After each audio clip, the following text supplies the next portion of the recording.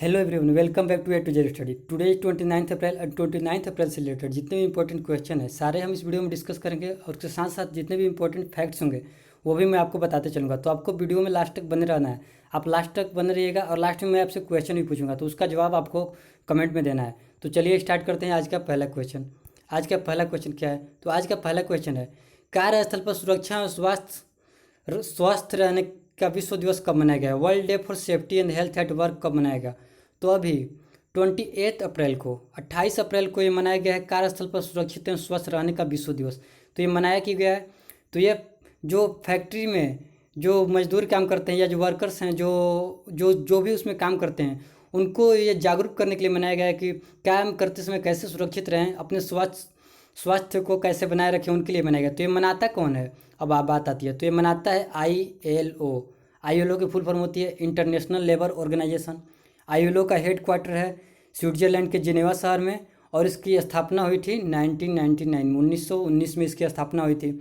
इसके अभी वर्तमान में अध्यक्ष हैं गे राइडर। अब बाकी के ऑप्शंस की भी चर्चा कर लेते हैं। तो अभी 24 अप्रैल को क्या मनाया गया था? बताया था मैंने, 24 अप्रैल को ही मनाया गया था राष्ट्रीय पंचायती राज व्यवस्था दिवस। 25 अप्रैल को क्या मनाया गया था? तो 25 अप्रैल को मनाया गया था मलेरिया दिवस। 26 अप्रैल को मनाया गया था वर्ल्ड इंटेलेक्चुअल्स प्रॉपर्टी दिवस। अब चलते हैं अगले प्रश्न पर। इसका सही आंसर होगा 28 अप्रैल। अगला प्रश्न क्या है? थीम भी जान लेते हैं world day for safety and health at work की। तो इस बार किसकी थीम है? Safety and health at work can save life. ये इस बार की थीम है इसकी। चलते हैं आगे। अगला प्रश्न है, कोविड-19 इलाज के लिए प्लाज्मा थेरेपी सफलतापूर्वक शुरू करने वाला देश का पहला सरकारी अस्पताल कौन बना? तो अभी KGMS नहीं KGMU होगा KGMU। अभी KGMU ये देश का पहला ऐसा सरकारी अस्पताल बना जिसने प्लाज्मा थेरेपी शुरू की। अब ये प्लाज्मा थेरेपी क्या होता है? तो ये प्लाज्मा थेरेपी अभी अभी कुछ दिन पहले न्यूज़ में सुने थे कि ब्रिटेन ने एक प्लाज्मा थेरेपी कोई कुछ स्टार्ट किया है। तो इसमें प्लाज्मा थेरेपी में देखिए क्या होता है। इसमें होता है कि जिनकी जो कोविड-19 से पीड़ित थे और फिर उसके बाद वो ठीक हो गए, यानी कि उसकी इम्यूनिटी सिस्टम अच्छी है जिनकी, तो उनके ब्लड से प्लाज्मा निकाल करके जिनकी इम्यूनिटी सिस्टम अच्छी है और उनके ब्लड में डाला जाता है जिनकी इम्यूनिटी सिस्टम उतनी अच्छी नहीं है, जो कि जिन पर खतरा है ज़्यादा कोविड-19 से पीड़ित होने का, तो उनके लिए ये प्लाज्मा थेरेपी लाया गया। और ये इंडिया में ये सबसे पहले किया गया कहाँ पे? तो ये लखनऊ में एक उत्तर प्रदेश के 58 वर्षीय डॉक्टर हैं, तो उन पर ये उपचार किया है। उपचार किसने किया है? तो ये किया है KGMU ने। KGMU की फुल फॉर्म क्या होती है? Kings George medical university, Lucknow की ये मेडिकल यूनिवर्सिटी है, उसी ने ये किया है। चलते हैं अगले प्रश्न पर। अब अगला प्रश्न है, PCB ने किस पाकिस्तानी क्रिकेटर पर 3 साल तक क्रिकेट के सभी फॉर्मेट में खेलने पर प्रतिबंध लगा दिया? तो अभी PCB यानी कि पाकिस्तान क्रिकेट बोर्ड ने उमर अकमल पर यह प्रतिबंध लगाया है। उन पर ये क्यों लगाया? तो अभी PSL जो पाकिस्तान में होता है, पाकिस्तान प्रीमियर लीग, उसमें इन्होंने सट्टेबाज से सट्ट मिला था। इन्होंने नहीं मिला था, सट्टेबाजों ने इनसे मिला था। इन्होंने बोला कि सट्टेबाजों ने इनसे मिला था, लेकिन ये जानकारी इन्होंने छिपाई थी। अपने बोर्ड को इन्होंने ये जानकारी नहीं दी थी कि सट्टेबाजों ने इन्हें मिला था। लेकिन क्रिकेट में एक नियम है कि अगर कोई सट्टेबाज आपके से मिलता है और आपको मैच फिक्स करने के लिए बोलता है, अगर आप मैच नहीं भी फिक्स करते हैं तो भी आपको बोर्ड को बताना पड़ेगा। अगर आप बोर्ड से छिपाते ये बात तो फिर आपको इसके लिए सज़ा भुगतनी पड़ेगी। तो उसी के तहत उमर अकमल को 3 साल के लिए बंद कर दिया है PCB ने।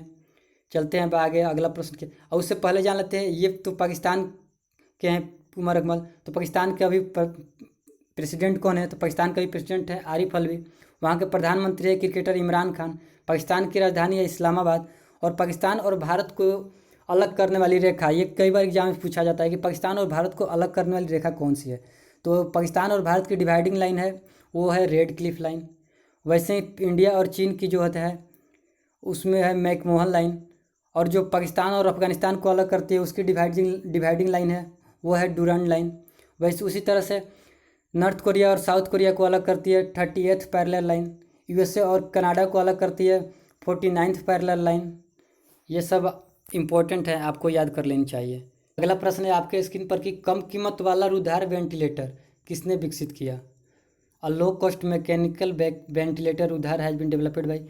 आपके ऑप्शन हैं NIT Srinagar, IIT Mumbai, JNK और ऑल ऑफ दी। तो अभी इन तीनों ने मिल करके देखिए क्या है कि इन तीनों के स्टूडेंट टीम ने IIT मुंबई की नेतृत्व किया था, उसके लीड किया था। IIT मुंबई के स्टूडेंट टीम, NIT श्रीनगर और IUST JNK की स्टूडेंट टीम ने एक वेंटिलेटर बनाया है रुद्धार।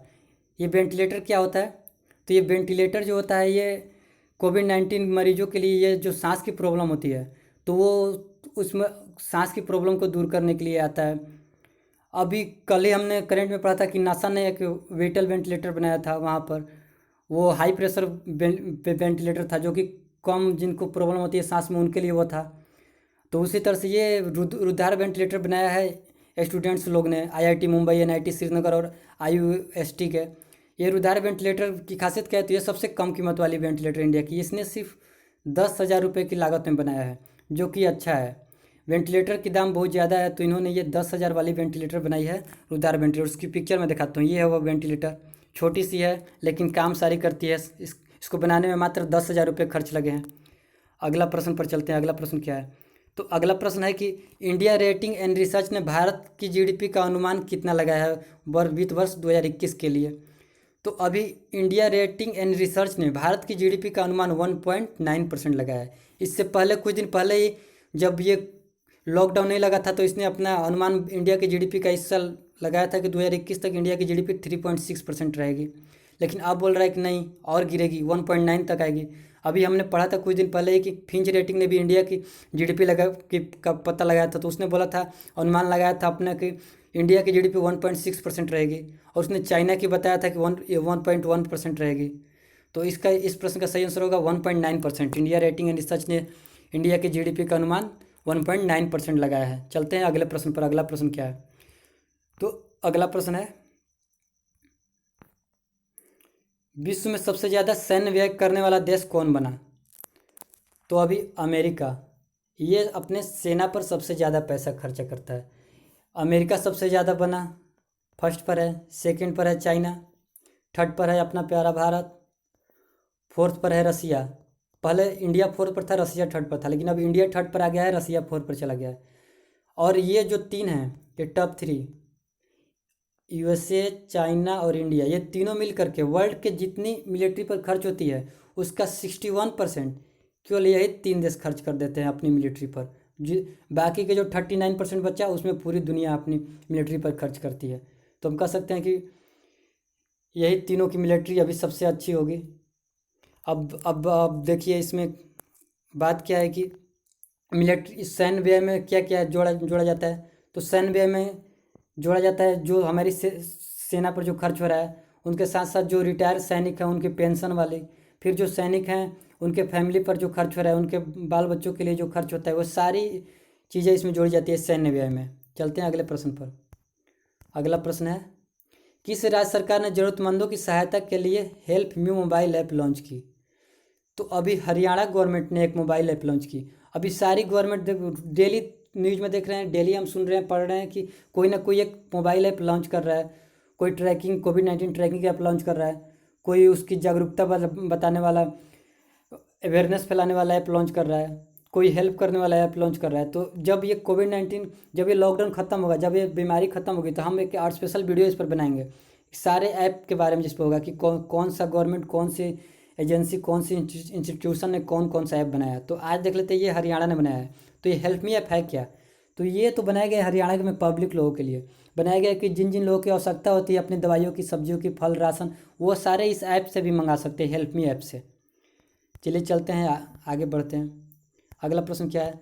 अगला प्रश्न है कि जीवन शक्ति योजना की शुरुआत किस राज्य सरकार ने की है? ये जीवन शक्ति स्कीम है, इसकी शुरुआत किस राज्य सरकार ने की है? तो अभी मध्य प्रदेश ने। मध्य प्रदेश के CM कौन है? तो मध्य प्रदेश के CM है शिवराज सिंह चौहान। अभी कमलनाथ कुछ दिन पहले थे तो उनकी सरकार गिर गई थी, फिर शिवराज सिंह चौहान बन गए थे लॉकडाउन में ही। तो शिवराज सिंह चौहान है मध्य प्रदेश के CM, और इन्होंने ये जीवन स्कीम लॉन्च किया है, जीवन शक्ति स्कीम। यह स्कीम है क्या? तो देखते हैं आगे। यह स्कीम जो है यह महिला उद्यमियों के लिए, यह शहरी क्षेत्र की जो महिला है मध्य प्रदेश की, उनको ये एक तरह से एक काम दिया गया है, उसके बदले उनको पैसे भी मिलेगा। तो उनको ये काम क्या दिया गया? तो उनको दिया गया है कि अगर वो इच्छुक तो वो मास्क बनाए, अगर वो चाहते हो तो वो मास्क बनाए। पर महिला को 200 मास्क बनाना है और पर मास्क उन्हें 11 रुपये दिए जाएंगे। इसके लिए उन्हें क्या करना पड़ेगा? तो इसके लिए उन्हें पंजीयन कराना पड़ेगा। अपने मोबाइल नंबर या आधार कार्ड से पहले पंजीयन कराएंगे। फिर उधर से गवर्नमेंट की तरफ से अगर उनका वेरीफाई हो गया तो आदेश आएगा कि हाँ आप बना सकती हैं। उसके बाद वो गवर्नमेंट को मास्क देगी और मास्क देने के 2-3 दिन बाद उनको उनका पैसा दिया जाएगा, पर मास्क 11 रुपया। ये शहरी क्षेत्र की महिलाओं के लिए एक तरह से रोजगार दिया गया है लॉकडाउन में मध्य प्रदेश सरकार द्वारा। अब मध्य प्रदेश की बात आती है तो मध्य प्रदेश के सीएम तो हम लोग अभी सुने कि शिवराज सिंह चौहान है। अब मध्य प्रदेश की हम जानते हैं कि मध्य प्रदेश के इम्पोर्टेंस पार्क कौन कौन से हैं। तो मध्य प्रदेश के इम्पोर्टेंस पार्क बहुत पूछते हैं, नेशनल पार्क जो वहाँ के हैं एग्जाम्स में। तो एक तो है वहाँ पर कान्हा नेशनल पार्क, फिर एक है बांधवगढ़ नेशनल पार्क, फिर एक है पन्ना नेशनल पार्क। उसके बाद एक और आता है जिसमें कन्फ्यूजन हो जाती है, ज़्यादातर बिहार के लड़कों को कन्फ्यूजन हो जाती है। एक मध्य प्रदेश में एक नेशनल पार्क है संजय नेशनल पार्क। ये संजय नेशनल पार्क जो है ये मध्य प्रदेश के साथ साथ छत्तीसगढ़ में भी फैला है कुछ। और एक पटना में भी है संजय गांधी नेशनल पार्क। तो पटना वाले कंफ्यूज हो जाते हैं कि ये तो संजय नेशनल पार्क ये तो पटना में है, लेकिन पटना में जो संजय नेशनल पार्क है, संजय गांधी नेशनल पार्क, वो चिड़ियाघर है, वो उतना बड़ा नहीं है। लेकिन ये जो संजय नेशनल पार्क मध्य प्रदेश में है, एमपी में, यह एक बहुत बड़ा नेशनल पार्क है। यह और एग्जाम में हमेशा पूछता भी है कि संजय नेशनल पार्क कहाँ है, तो ये मध्य प्रदेश में है और इसका कुछ हिस्सा छत्तीसगढ़ में भी पड़ जाता है। अब आगे बढ़ते हैं। आज का कल का प्रश्न है। कल का प्रश्न में क्या है था, कल मैंने पूछा था आपसे कि हाल ही में केंद्रीय सतर्कता आयुक्त कौन बने भारत के सीवीसी कौन बने। तो इसका सही आंसर होगा संजय कोठारी।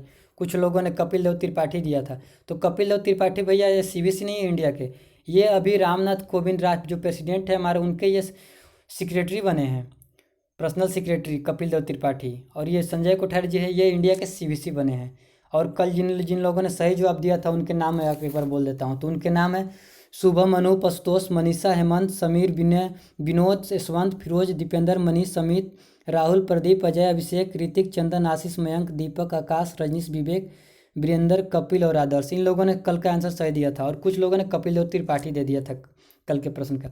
अब आज के प्रश्न की बात करते हैं। आज का है क्वेश्चन ऑफ द डे, आपके लिए है कि किस देश ने नाबालिगों के द्वारा किए गए अपराधों के लिए मौत की सज़ा को समाप्त कर दिया है। आपके ऑप्शन हैं सऊदी अरबिया, यूएई, ओमान और ईरान।